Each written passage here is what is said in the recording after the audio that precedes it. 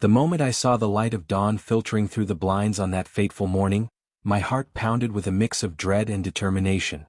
I'd spent endless nights questioning the silent spaces between us, wondering if our love was nothing more than a carefully guarded secret. He had always been the one I trusted, the man I believed would share every part of his life with me, until the whispers of a second family began to surface. I never imagined that he could live two lives so seamlessly, so completely hidden from me. But that morning, as I stepped onto the quiet suburban street and saw his car parked in a driveway I didn't recognize, every doubt exploded into an undeniable truth. He had a second family and he thought I'd never find out. I was about to change everything. That I still recall the early years of our marriage when every day felt like a promise of forever. We met in a whirlwind romance that swept me off my feet. He was charming, attentive, and made me believe that I was the only woman he'd ever need. We built a modest life together in a small town. A life filled with laughter, shared dreams, and the comforting routine of a love that I thought was unbreakable. I trusted him completely. He was my partner, my confidant, the person with whom I shared every hope for our future. We talked about building a family, about creating a home filled with joy and togetherness. It all seemed so perfect, so inevitable, until I began to notice subtle cracks in the faade. At first, it was just little things. A missed phone call here, a vague excuse there, a reluctance to share details of his day. I brushed these off as the inevitable challenges of long-term relationships, believing that sometimes people just needed space. But then came the rumors. At first, I heard whispers from neighbors about a second residence in a nearby neighborhood, about a car with a license plate I didn't recognize. I tried to ignore them, clinging to the belief that my husband would never betray me. The idea that he could have another family hidden away like a secret treasure was too terrible to consider. Yet slowly the evidence began to mount. Late one night, while I lay awake listening to the steady tick of the clock, I remembered a conversation I had overheard when I visited a mutual friend's barbecue. Someone had mentioned that our neighbor had seen him drive a different car toward a part of town where I'd never seen him before. At first, I dismissed it as idle gossip. But as time passed, I started noticing discrepancies. He would return home later than usual, his stories became less consistent, and his phone was increasingly secretive. I began to wonder if I had been living in a carefully constructed illusion all along. That I tried to confront him gently, asking if everything was all right, if perhaps work had become more demanding. His responses were evasive, his eyes darting away when I mentioned the unusual car or the strange directions he'd taken. I felt a cold pit forming in my stomach, and a gnawing suspicion took root. I started piecing together clues, the times he'd be gone, the areas he mentioned visiting, and realized that there was a pattern that led to one undeniable conclusion. He was living a double life. The truth hit me like a tidal wave when I received an anonymous message on my phone one afternoon. The text was simple, yet its implications were devastating. Check the driveway of 124 Willow Lane. My heart raced as I recalled that address. It wasn't ours. It was in a neighborhood I barely knew, one where upscale houses lined quiet streets. The message felt like an invitation, or rather a summons, to confront a reality I had been dreading.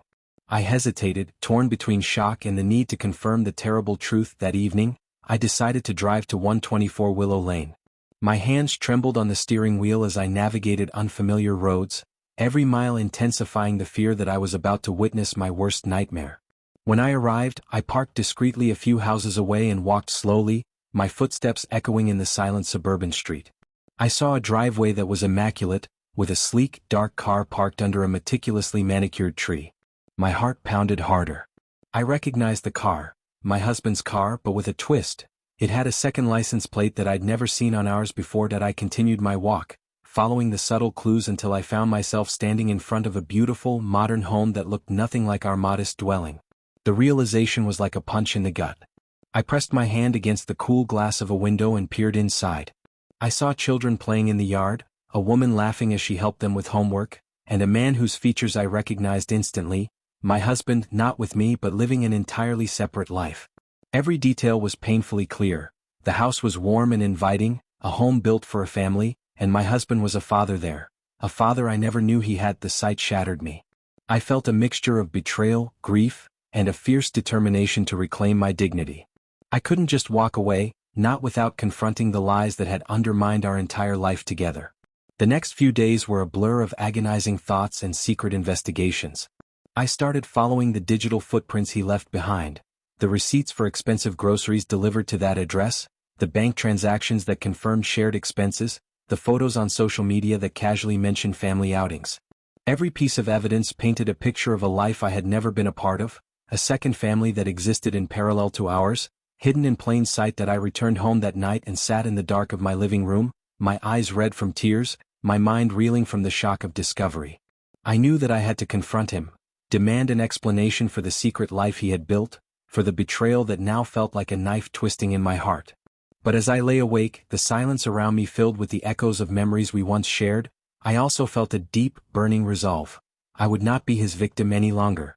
I had a choice, to let the pain consume me or to channel it into a decisive act that would force the truth to be acknowledged. That I spent several sleepless nights deliberating. I replayed every conversation, every missed call, every odd remark. I wondered if I had ignored the signs out of love, out of hope that things would eventually return to the way they once were.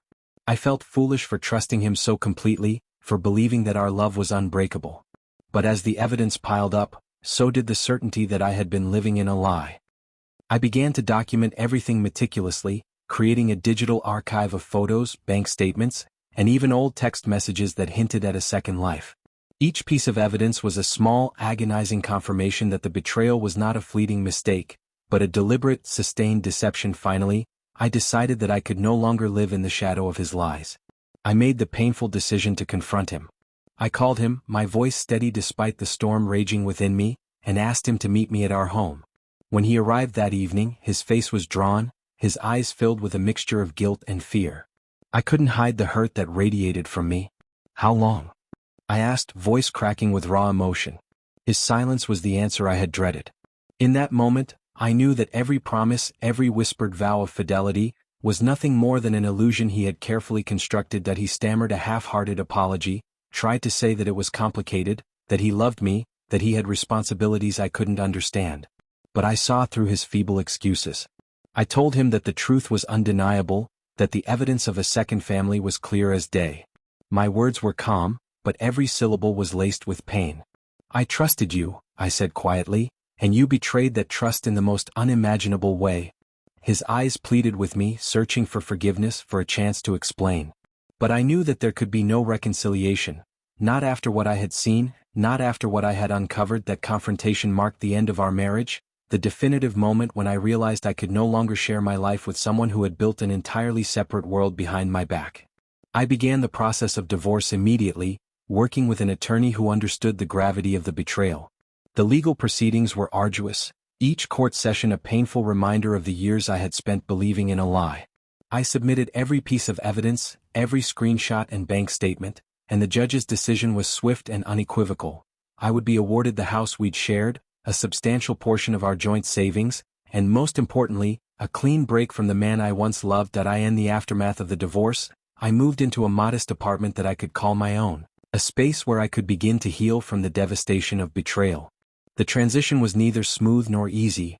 There were nights when I would sit by the window watching the city lights flicker by, and wonder if I had made the right choice. But with time, the raw pain began to dull, replaced by a tentative hope and a determination to rebuild my life piece by piece. I immersed myself in therapy, where I learned to confront the deep-seated emotions that had arisen from the betrayal. I learned that healing was not about forgetting the past, but about accepting it as a part of my journey, a journey that had forced me to discover the true strength that lay within me. I began to reconnect with friends who had always valued me for who I was, and I started to explore old hobbies that had once brought me joy. I returned to painting, to writing, and even to long, reflective walks in the park. Each step was a small victory, a reaffirmation that I was more than the sum of my pain. As I rebuilt my life, I also found solace in the quiet moments of reflection. There were times when I would think of my ex-husband, of the life we had once shared, and feel a deep, lingering sorrow for the lost promises. But I also realized that every tear, every sleepless night, had paved the way for the strength I now possessed. I learned that betrayal, however crushing, can also be a catalyst for profound personal growth. A painful, yet ultimately liberating transformation that forces you to reclaim your identity and live life on your own terms. I eventually began dating again, cautiously stepping into the world of new relationships with a heart that was both scarred and hopeful. I met someone, a kind, thoughtful person who listened to my story without judgment, who understood that trust must be earned, not given freely. Our first date was quiet and unassuming, a walk along a tree-lined boulevard, where we talked about our pasts and our hopes for the future. It was a slow process, one where every shared smile and gentle touch was a reminder that love, when built on honesty and respect, could still exist despite the shadows of betrayal. I didn't rush into anything, and I made sure to set clear boundaries, determined never to let the pain of the past dictate my future. Over time, I began to embrace the lessons of my journey. I realized that while the scars of betrayal would always be a part of me, they no longer had to hold me back. I learned to value my own worth, to stand up for myself, and to trust that the future could be brighter than the darkness I had once known. I immersed myself in creative projects that allowed me to express the complexity of my emotions. Poetry, short stories, even a blog where I shared bits of my journey with others who had experienced similar heartache. The act of creating became a form of therapy, a way to transform the raw, searing pain of betrayal into something beautiful and empowering. There were moments, though, when the memory of that discovery would hit me unexpectedly. A certain song on the radio, a familiar scent, the sight of a quiet suburban street reminiscent of the day I uncovered the truth. In those moments I would pause, allowing myself to feel the sadness and the loss, but then I would also remember the strength I had discovered, the resolve that had carried me through the darkest times. I learned that healing isn't linear, it's a mosaic of setbacks and breakthroughs, of moments of vulnerability interspersed with moments of fierce determination. My ex-husband's secret second family, the life he had hidden away from me, became a painful symbol of the lies that had once defined our marriage. I sometimes wonder if he ever truly understood the depth of the betrayal, if he realized that by trying to live a double life, he had not only shattered my trust but had also lost the love and respect of those who once admired him. I know now that some secrets, once uncovered, can never be concealed again, and that the truth, however painful, is always the first step toward reclaiming your power. As I reflect on my journey now, I see that every moment of pain has led me to a place of greater clarity and self-respect. I have learned that love is not enough if it is built on a foundation of lies, and that the courage to confront the truth, no matter how devastating, can be the catalyst for a new beginning. I stand here today with scars that serve as reminders of the battles I fought, but also as symbols of the strength that carried me through. I have reclaimed my life, my identity, and my future, and I will never again allow someone else's deception to define my worth. That is my story, a long, winding journey from betrayal and heartbreak to healing and empowerment. I discovered the truth in the most painful of ways, following the trail of lies until I arrived at a place where I could no longer ignore what had happened.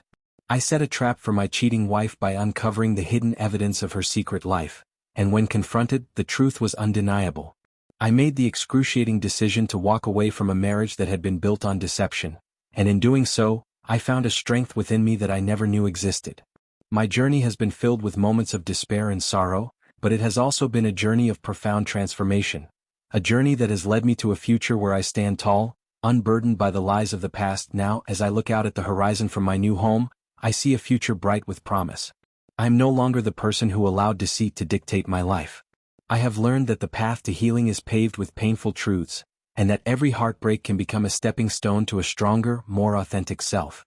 I embrace each new day with the knowledge that I deserve love that is honest, respect that is unwavering, and a future built entirely on the truth. And while the memories of betrayal may always echo in the quiet moments, they serve as a reminder of the resilience of the human spirit, the unyielding capacity to rise, to rebuild, and to reclaim one's destiny. That is my legacy now. A story of a love lost to lies, of a betrayal that shattered illusions, and of a woman who, in the face of unimaginable pain, found the courage to walk away and forge a new path. I have transformed my heartbreak into a source of strength, my pain into a driving force for change, and my sorrow into a beacon of hope. And I move forward with the unshakable belief that while the scars of betrayal may remain, they will never again define the person I choose to be.